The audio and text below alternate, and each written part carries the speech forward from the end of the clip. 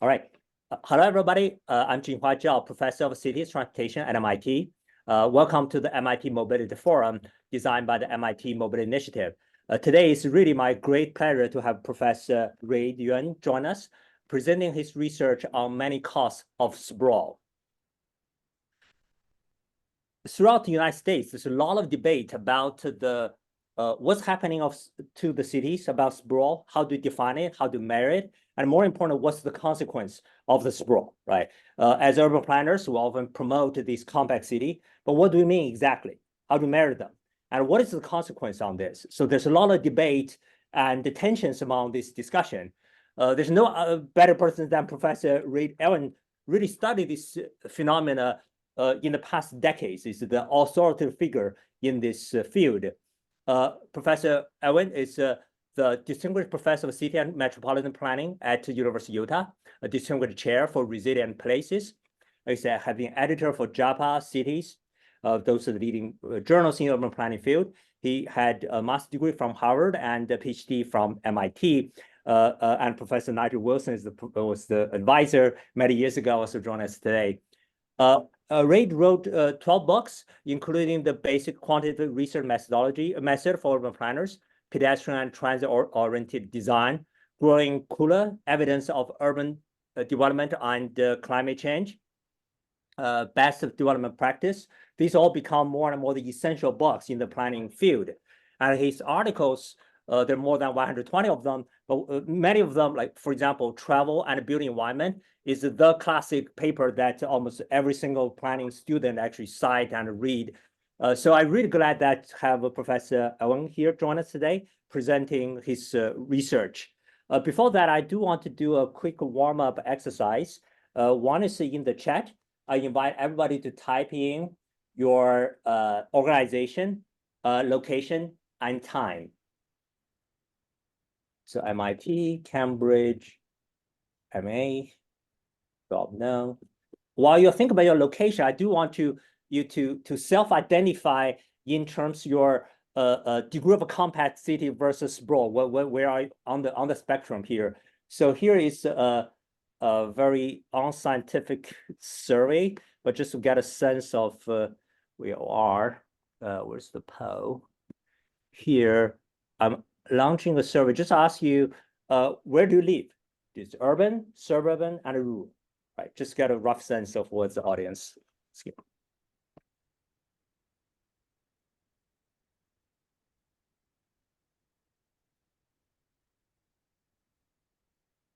Okay, that's, I'll give a few more seconds. There's 170 people participate so far.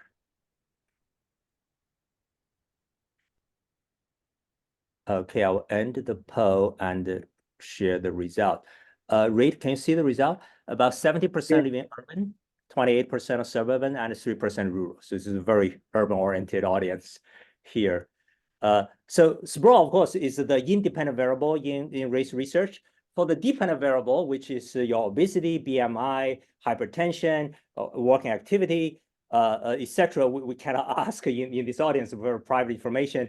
But hopefully that gives you enough context that, let me just repeat one thing in this forum, that is, we encourage everybody to contribute an idea in the chat, either a question to Professor Reid or a comment to Reid. In the third part of the discussion, we'll curate that question, pass to Professor Reid for response, right?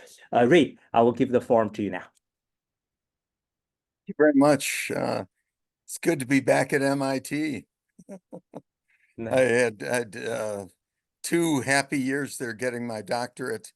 Nigel was one of my committee members. Alan Altshuler was another, and Ralph Gackenheim was the third. So I had the 3 different departments within my dissertation committee, and it kind of set me off on the research path I've been on now for 30 years, roughly. I had a period in politics where I was state representative. That's my 12-year political period. And since then, I've been an academic and written a fair amount about sprawl. And I assume you see my screen now? Not yet. Okay, well, let's see what I'm doing wrong.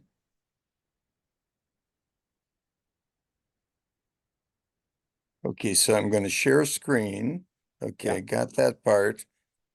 And so you should see it, I think. Yeah, it's coming. Yeah. Okay. Yeah, it's a Okay, full very screen. good. Yeah. Very good. So it's the high cost of urban sprawl is my topic. We tend to think of everything in more micro terms.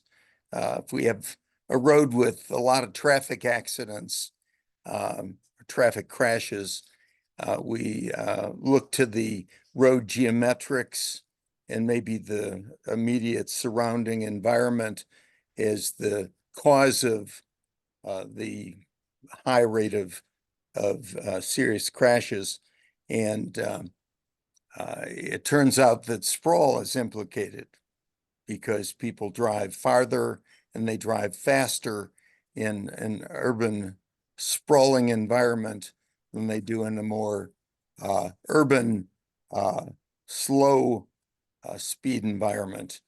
And I could go on. We had when we made our first connection to between obesity and sprawl, uh, you think of people's diet and their physical exercise as the main determinants, and of course their socioeconomic and ethnic and racial characteristics. But sprawl is implicated in that too. So sprawl is a really fascinating thing, and I'm going to define it the way we defined it in the early 2000s, and then show you some of the costs of urban sprawl.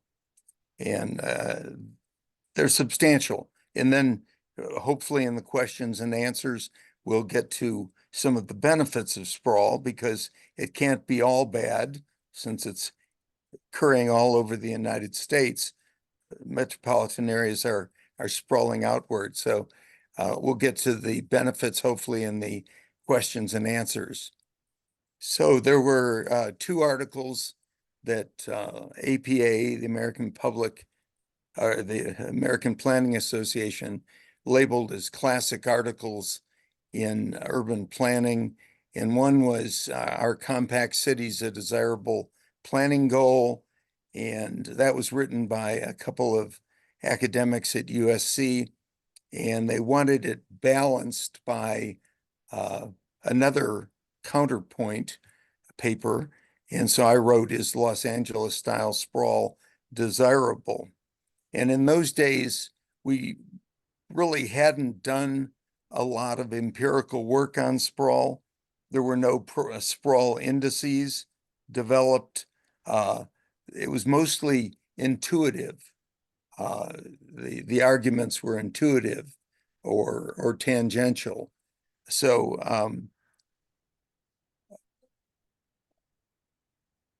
we for Smart Growth America and EPA and another funder whose name escapes me wrote a an opus on sprawl, and we defined the characteristics of sprawl, which I will be doing today, causes of sprawl, which we can talk about in the questions and answers, cost and benefits of sprawl, which is the main focus today, and cures for sprawl.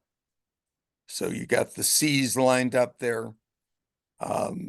Cures we can talk about also in the questions and answers.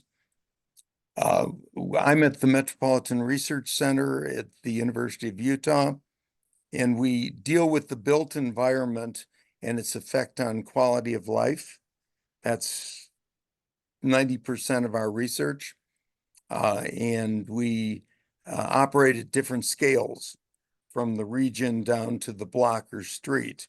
And I'm focusing in this talk on the region, a sprawling region, think Atlanta, compact region, relatively speaking, think Boston.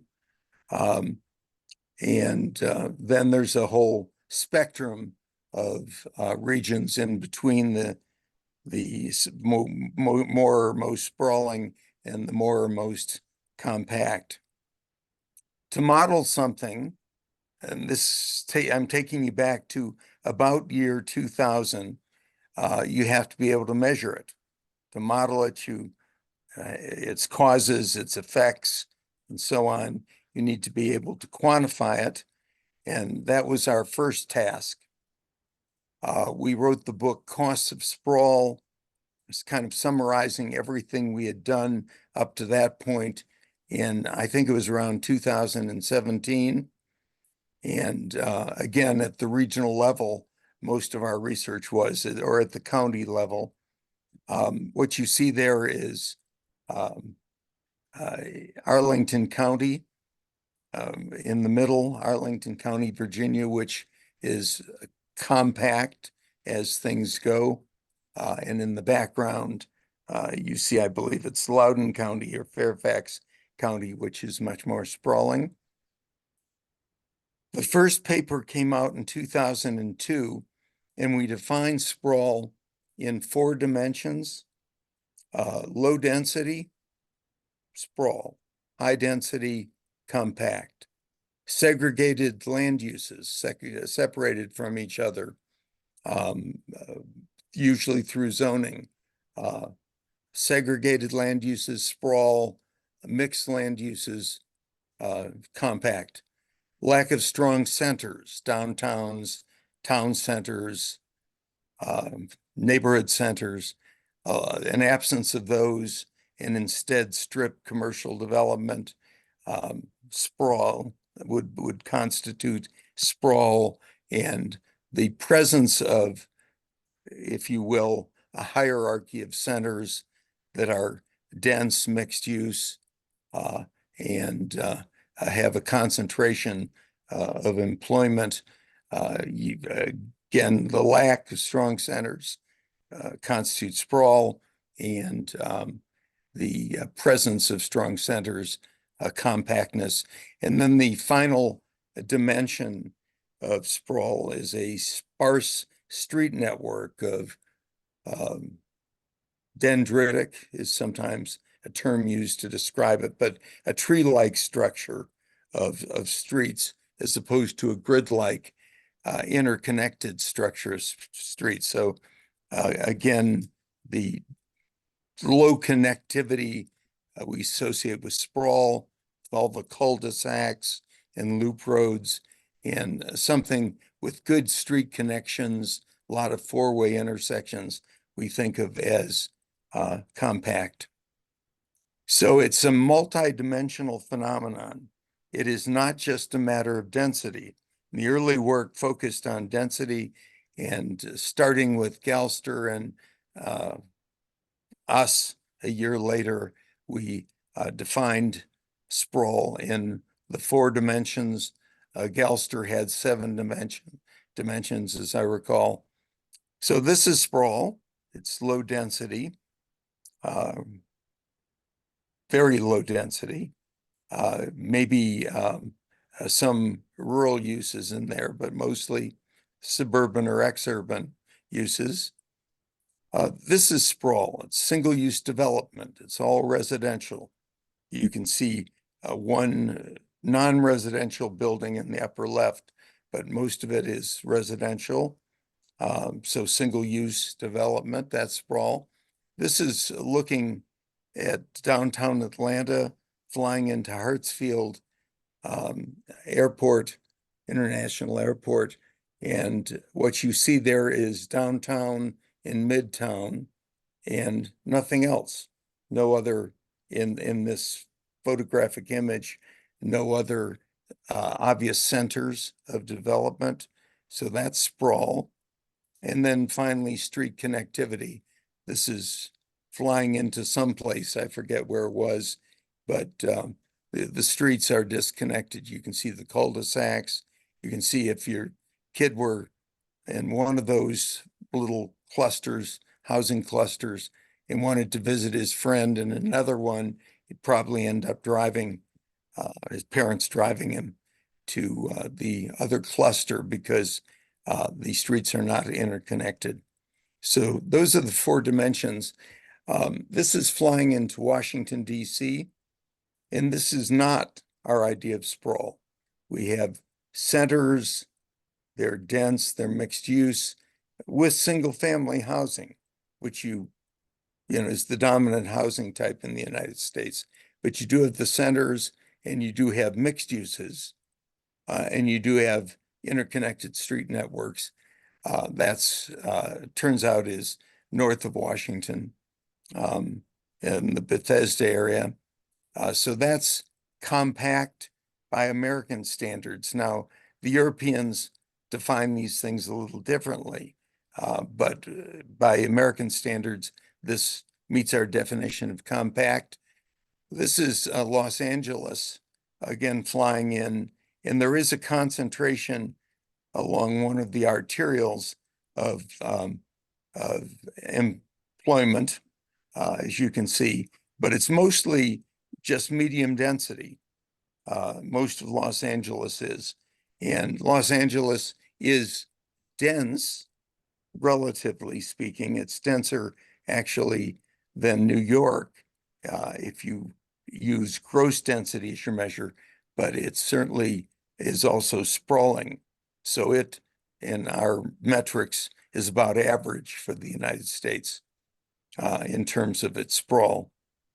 So the variables that we use to measure sprawl are shown on the left. I won't go into them, but there are things like employment density and the percentage of people living in centers and small blocks and so on.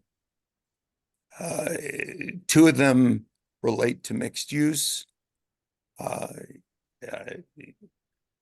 6 of them, I believe, relate to density, 4 of them to centering, and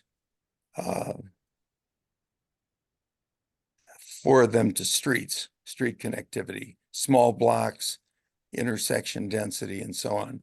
And then put those together and you get an overall compactness index, which is available online.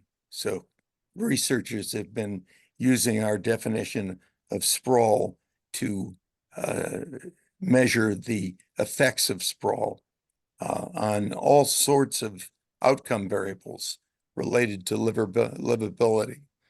So our first paper came out in 2003, and because it was the first of its sort, it got a lot of attention. We looked at the relationship between urban sprawl and overweight or obesity and downstream impacts, hypertension, coronary heart disease, type 2 diabetes in this original paper. It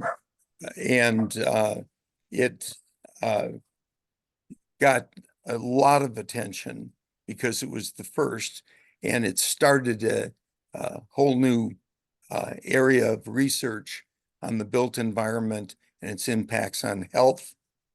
Robert Wood Johnson funded us, and I won't go into the details, but anyway, it came out 2003. So we're talking about 20 years ago. And since then, there's been a surge of research on sprawl and its impacts.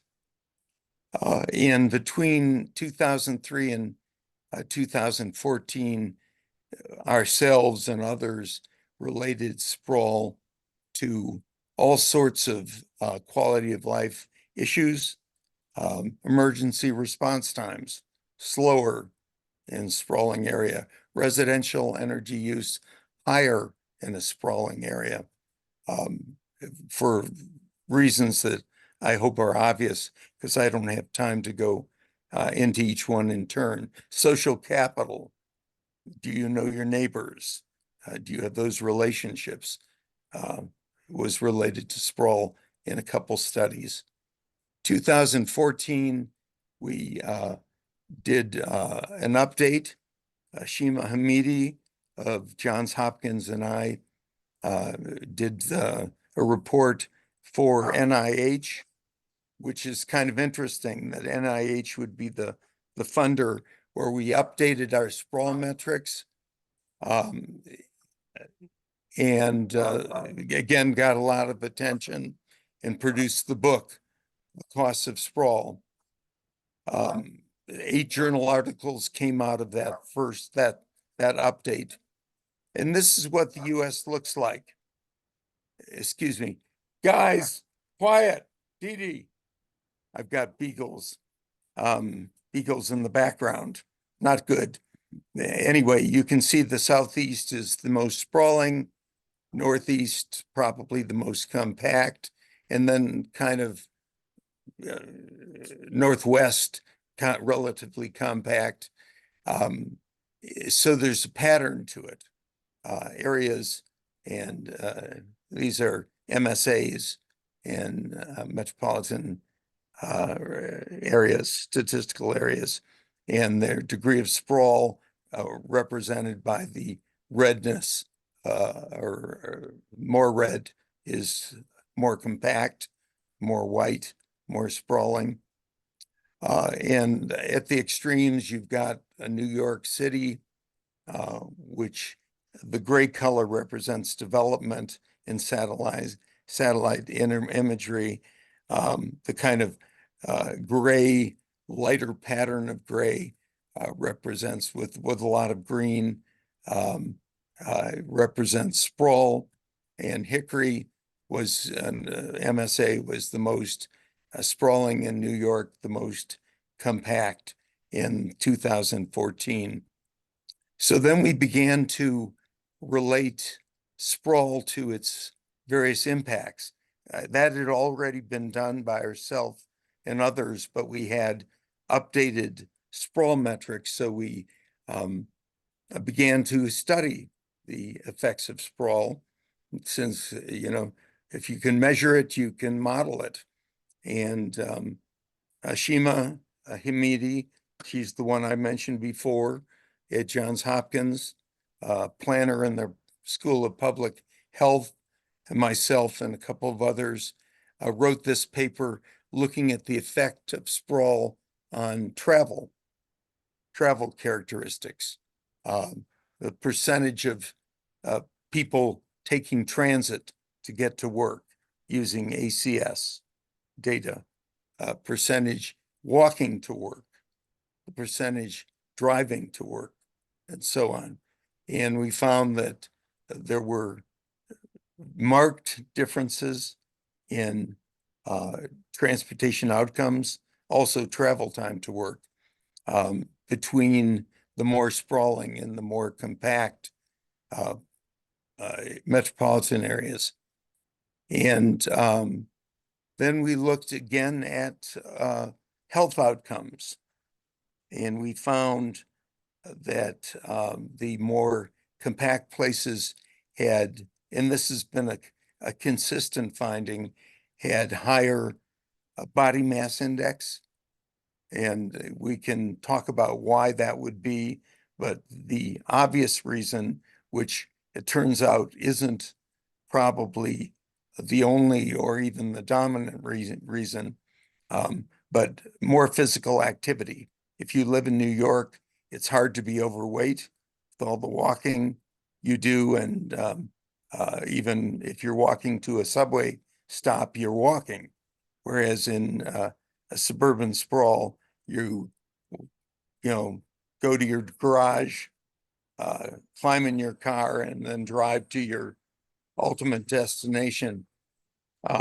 And we looked at morbidity outcomes, and again, higher type 2 diabetes rates. This was, by the way, using disaggregate data from BRFSS, but more diabetes, more heart disease, et cetera, in sprawling places, meaning where you live makes a difference.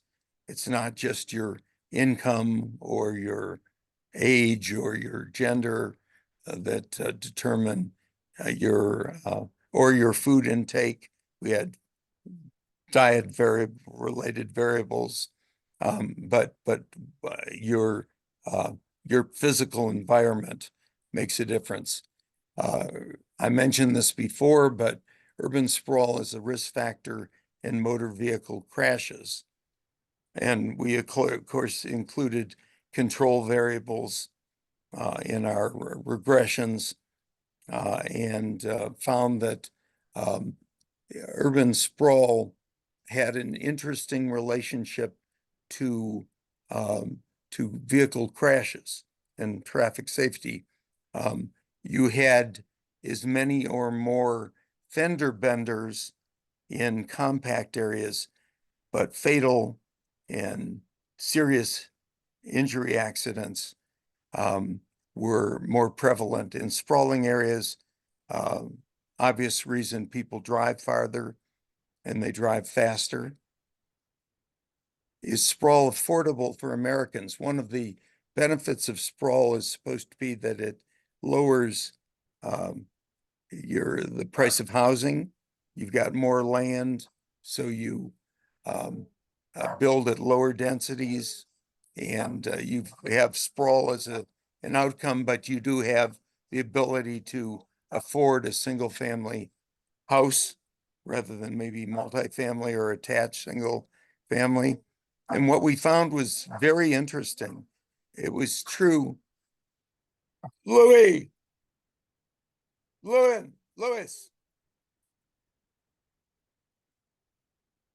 Sorry about my dogs. I should have sequestered them. We found that yes, it is less expensive in terms of housing cost to live in a sprawling area, but in terms of transportation cost, more expensive because you drive farther, you own more automobiles in a sprawling environment than you would in a compact urban environment. And the sum of the two, the transportation cost and the housing cost, favors compact areas by a small margin. They're offsetting, but you're a little better off in a compact area because your transportation costs are so much lower. Does it hold down upward mobility, sprawl? In this study, we used Chetty's measures of upward mobility, which I'm sure you're all familiar with. I think he's at Harvard right now, was at Stanford. And we related sprawl to his measures of upward mobility. That is the movement from the lowest quintile in terms of income to the highest between age 0 and age 30. And we found that, in fact, upward mobility was much higher in compact areas than sprawling areas. And we related that largely, we used structural equation modeling, but it looked like the employment accessibility was the main reason for that relationship. Lifespan, life expectancy, 2 or 3 year difference between people if you control for race, gender, age of and other variables, socio-demographic, socioeconomic variables. You're likely to live significantly longer in a compact area, which has probably most to do with those chronic conditions like obesity that are significantly more prevalent in a sprawling area than a compact area. Does urban form matter in terms of innovation, productivity? And we found it does in a multi-level study of urban sprawl and urban form. It says there, but we're using sprawl indices to measure patterns and the like. Finally, this is the last one I'm going to talk about. There are others as well that have related sprawl to other outcomes, some of which I mentioned earlier, like emergency response times. But food deserts are more prevalent in sprawling areas than in compact areas.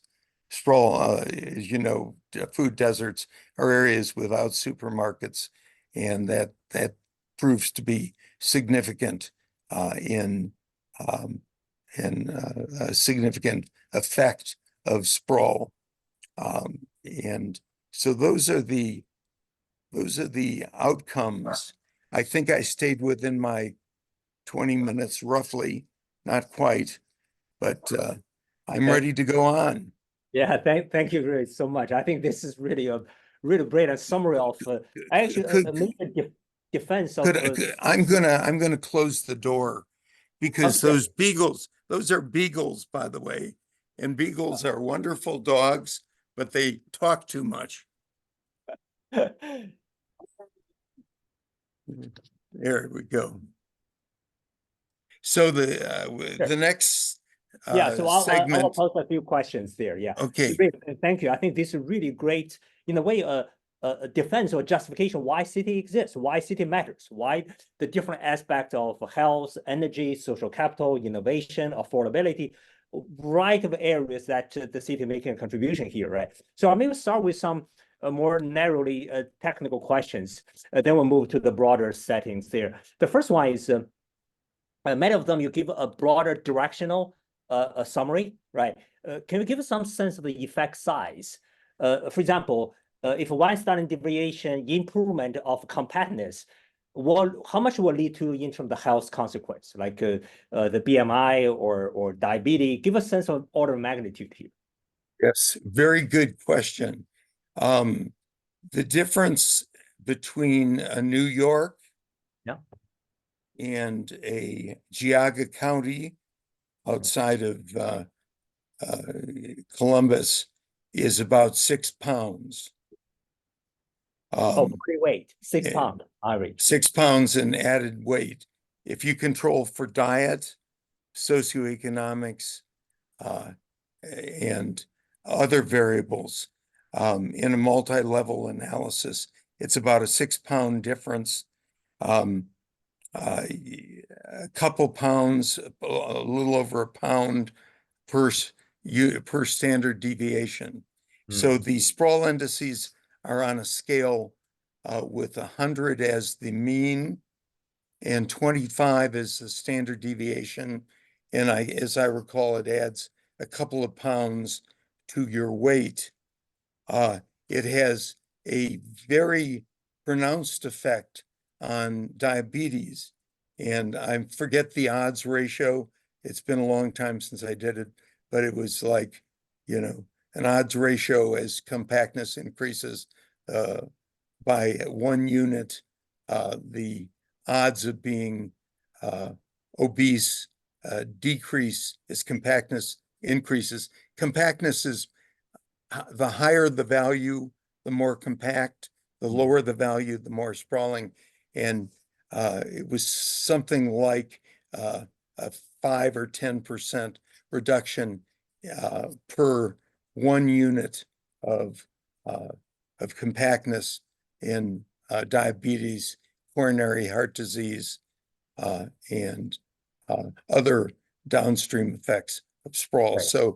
So when we first put out the paper, it, as I said, got a lot of attention because it was the first, and others have gone on and done more sophisticated studies, and there's just a large literature.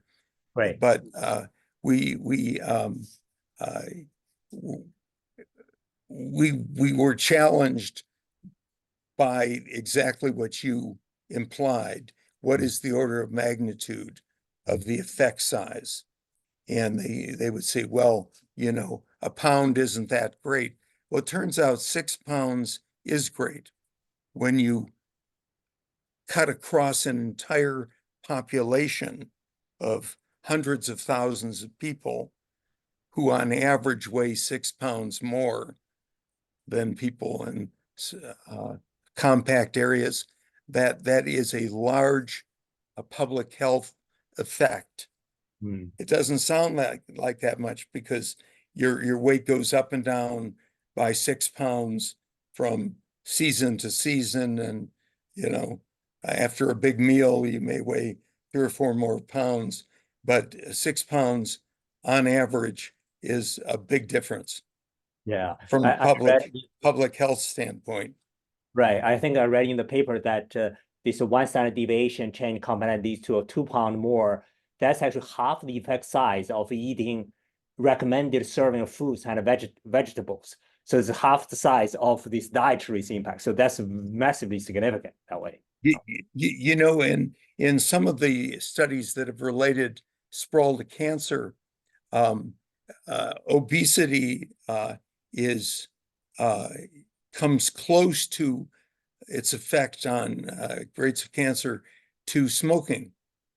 And smoking, it turns out, does in fact, as people have known forever, does reduce weight. People who smoke tend to weigh less. The effect of sprawl is about the same. I see. Yeah, a second technical question is the compactness as a concept. You collapse these 4 dimensions, density, segregation, center, road network into one concept, right? The beauty of that is you have one concept now, and then you can correlate with many other dependent variables. So simple to understand. But then, the challenge to that is it also compound all the effect of a density, segregation, center, etc. Either if I'm a designer, if I need to decompose the impact of the 4 dimensions, sometimes I only can improve 2 or 3. So have you done some analysis of this decomposition? Oh, yes, absolutely. We have, not in all of the studies. In many of the studies, we've used the single measure, which combines the 4 through principal component analysis, and then a summing of them, your density factor summed with your mix factor, summed with your centering factor. But we have done studies that have decomposed, looked at the individual factors or dimensions of sprawl, and they are different in different studies. For example, on travel, density is the most important variable. It's more important than mix. And this is in terms of mode of travel on the journey to work. Density is more important than mix. Centering is also very important to have these sub-centers across the region. Think of Washington, D.C. with Bethesda and Arlington and so on. Those kinds of sub-centers, or Portland, Beaverton, Gresham, etc. Those sub-centers are very important. Street connectivity tends to be, in most of the studies, less important than the other variables. But still with the, for what it's worth, still usually significant and with the expected sign. So worrying about 2 things: one, the sign of on the coefficient of the sprawl measure, and 2, the significance.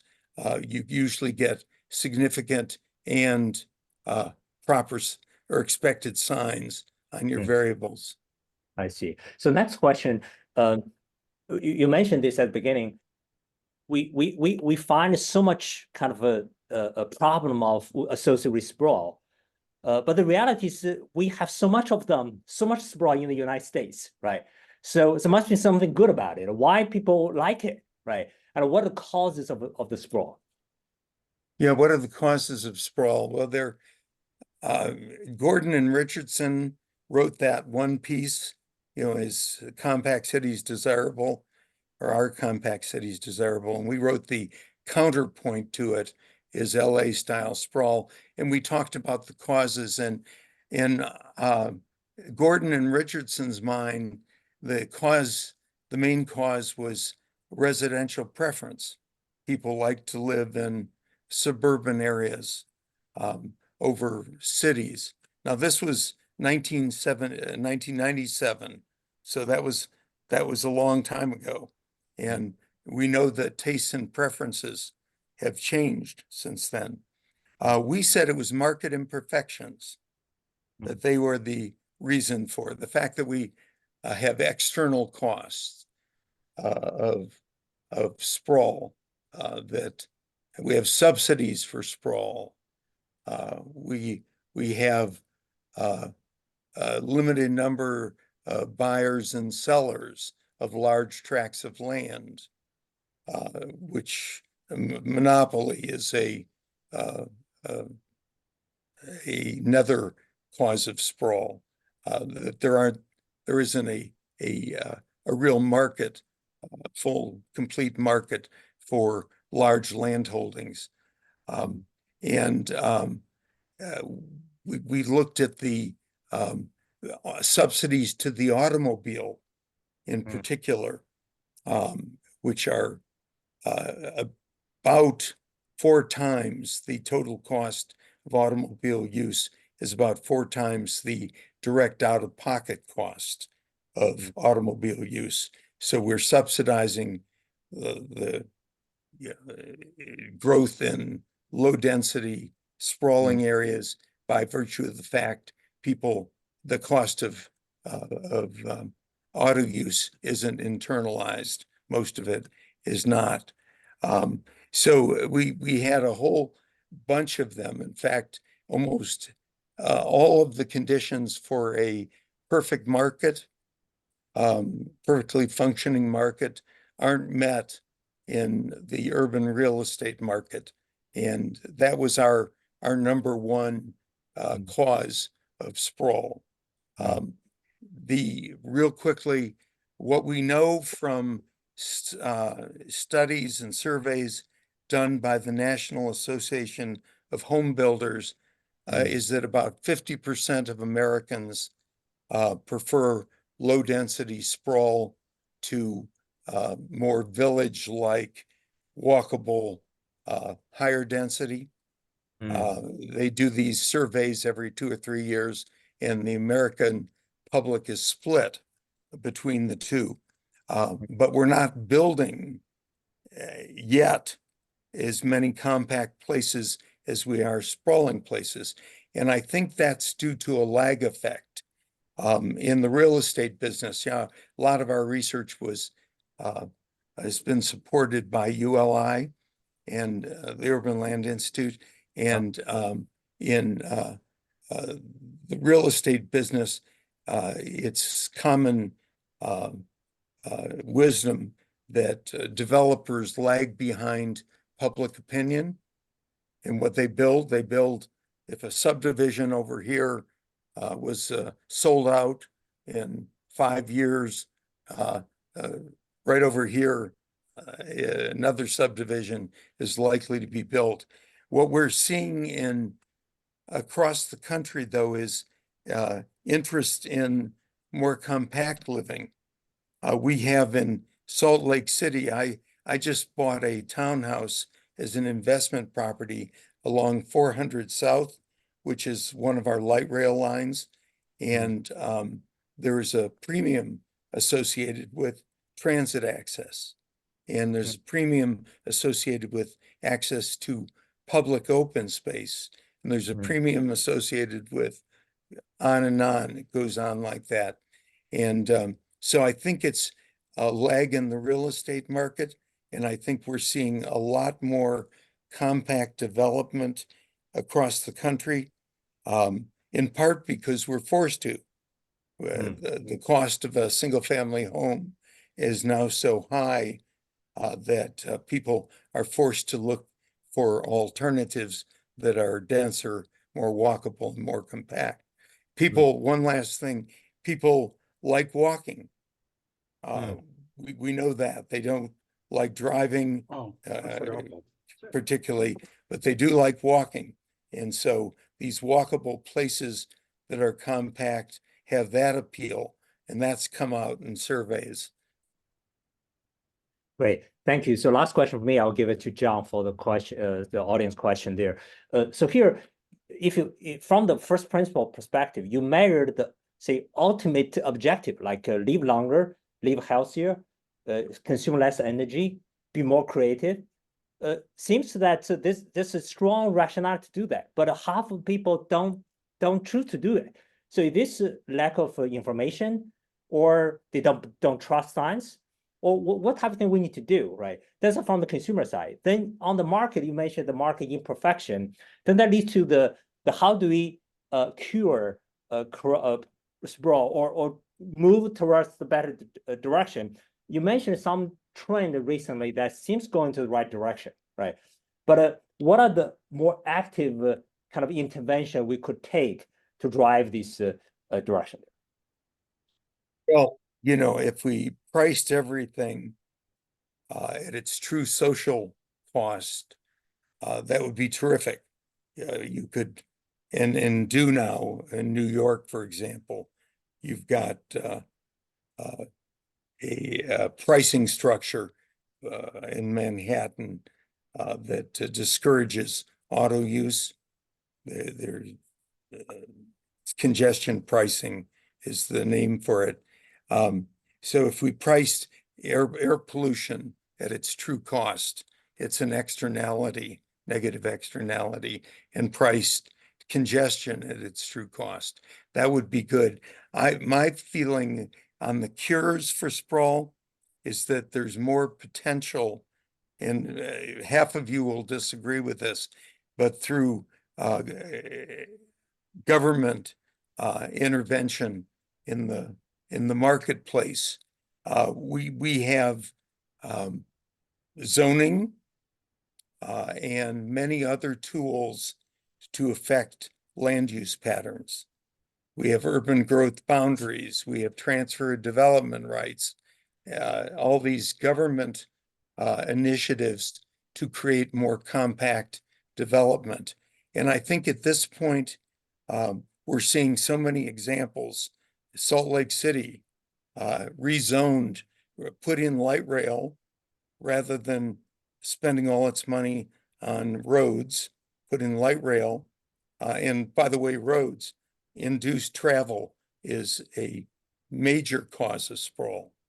That if you build it and you widen it and so on, they will come. You'll get more VMT, vehicle miles traveled per capita. But anyway, we just wrote a paper for the Journal of Planning Literature on about, I think it was 15 tools that can be used beyond zoning to create compact areas. And when we have in Salt Lake have rezoned and built light rail, we're now getting these mid-rise apartment buildings along and around these stations, along the right-of-way and around the stations. And so it's a combination of two things primarily. One, land use controls.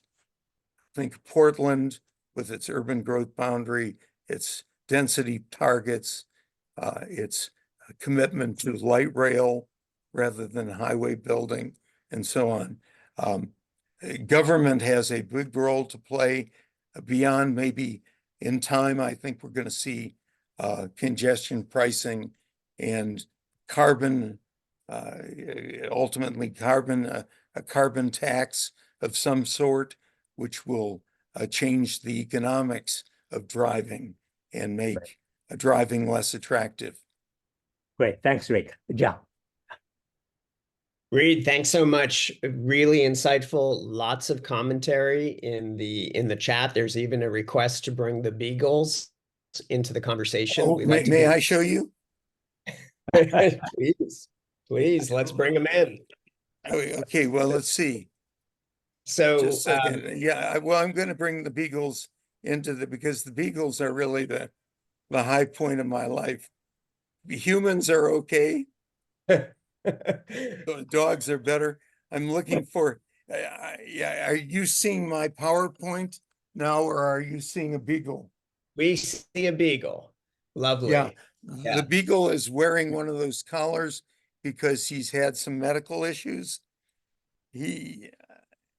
Lula, we'll bring Lula in just a second.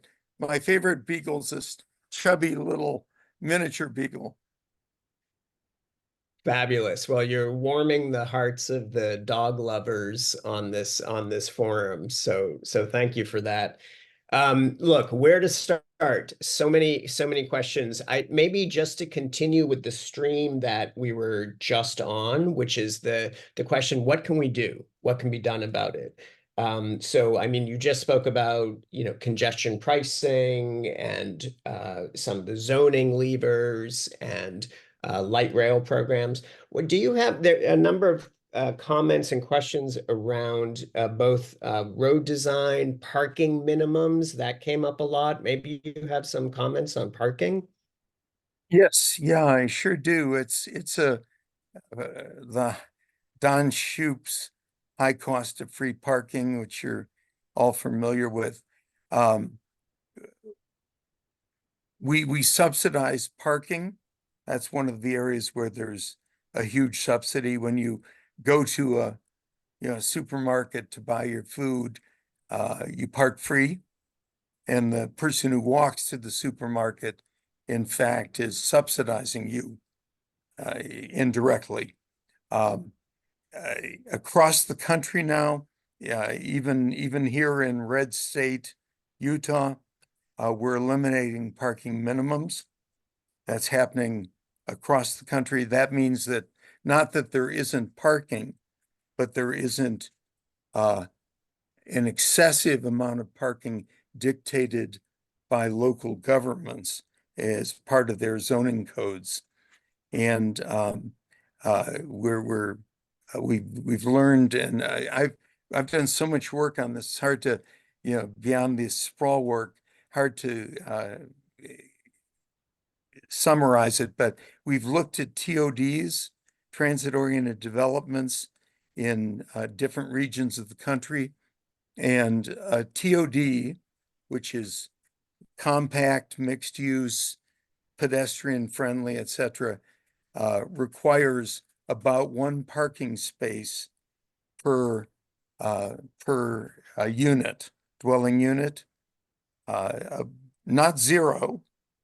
So parking is still being provided at transit-oriented developments, but about half as much is usually dictated by local government. 2 units per apartment is sort of standard suburban parking, and a lot of those spaces end up unoccupied. And we've done studies showing counting spaces, counting every 2 hours how many cars fill those spaces, and we know that parking is grossly oversupplied. We also know that in many places parking is bundled. So you cannot opt out of a parking space. If you rent an apartment, you get 2 spaces automatically, and no break on the rent, as opposed to unbundled, where the parking is a separate charge. And then finally, we know that shared parking, where different uses that have peak demands at different times of day, residential at night, office during the day, can share parking, and that will cut down on the amount of parking we require. So parking is subsidized, and there are measures that government can take, like eliminating parking minimums to reduce that subsidy or eliminate it entirely. Excellent. There's so many questions and such little time. I just want to maybe get two really quick ones. Could you just quantify for the audience this trade-off between the cost of housing and the cost of transportation? So you found that there was sort of a net gain in cost associated with sprawl. Could you just share the numbers on that? I'd have to look back at the paper, but the significant. If they say, and it's probably approximately right, that each automobile you own costs you about $10,000 a year. That's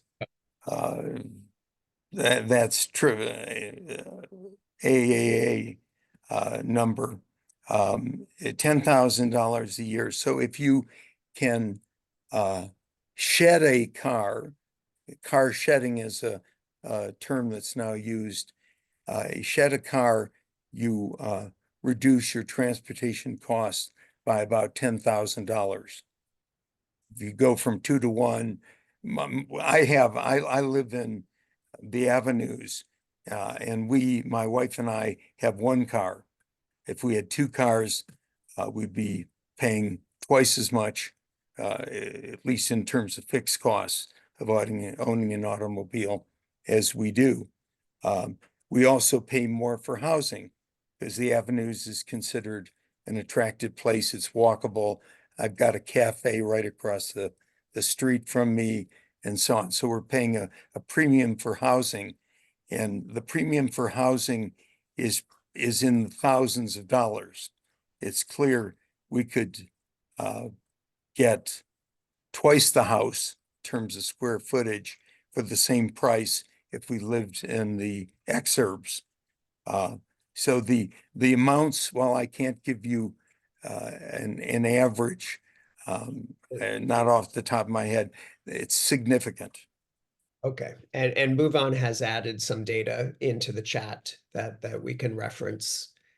Unfortunately, I think we are at time, so I'm going to turn it back to Jinhua. That's right. Thank you, John. Sorry to left too little time in the end. Yeah. So Reid, we'll compile all the questions and send to you by email. If you can then offer some written remark, that'd be great as well. So everybody, please join me. Thank Professor Reid Ewing for today's presentation and the conversation. It's really fun. It was my pleasure. And it's nice to be back at MIT. Great. Good to have you back. Yeah. Thank you. Goodbye, everybody. See you next Friday. Take care. Take Give care, the beagles everyone. a treat. Live in compact environments.